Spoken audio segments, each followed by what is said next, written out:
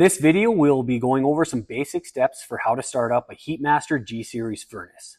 Before starting up your furnace for the season, ensure that your unit is filled with water and that you've sent in your yearly water sample for testing.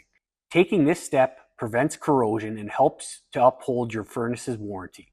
Take a few minutes to inspect your unit and clean out any ash or creosote left over from the previous season to ensure that your air channels are clear. Take the necessary precaution and safety measures before proceeding. To start your fire, start by laying out your kindling wood east to west across the nozzle in your firebox.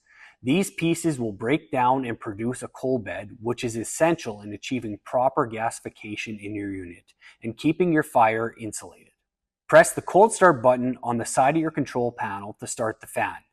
Use a handheld torch to disperse flames in your kindling.